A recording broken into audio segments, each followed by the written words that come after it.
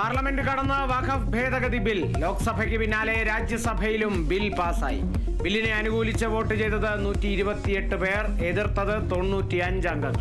രാഷ്ട്രപതി ഒപ്പിടുന്നതോടെ ബിൽ പാസായി.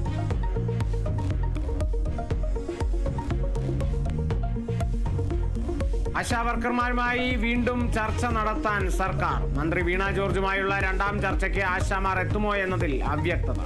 പ്രശ്നപരിഹാരം ഉണ്ടാകുന്നതുവരെ സമരം തുടരുമെന്ന് ആശാ പ്രവർത്തകർ. ആശാമാരുടെ നിരാഹാര സമരം ഇന്ന് 16ാം ദിവസത്തിലേക്ക്.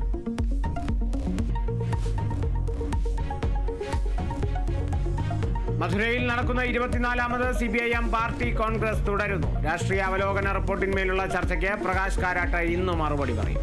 സംഘടനാ റിപ്പോർട്ടിന്മേലുള്ള പൊതുചർച്ച നാളെ. വീണ വിജയനെതിരെ SFIO കുറ്റപത്രം സമർപ്പിച്ചതിൽ നേതാക്കൾ പ്രതികരിക്കാൻ സാധ്യത.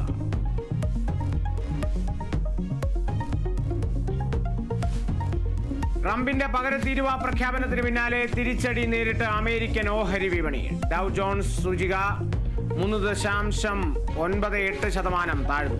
രേഖപ്പെടുത്തിയത് 2020 ശേഷമുള്ള ഏറ്റവും വലിയ ഇടിവ്. ഇരുവയിൽ ചർച്ചയ്ക്ക് തയ്യാറാണെന്ന് ട്രംപ്.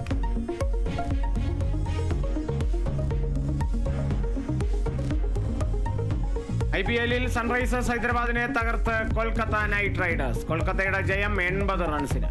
29 പന്തിൽ അർദ്ധ സെഞ്ചുറി നേടി വെങ്കിടേഷ് അയ്യർ. മുംബൈ ഇന്ത്യൻസ് ഇന്ന് ലക്നൌ സൂപ്പർ ജയൻസിനെ നേരിടും.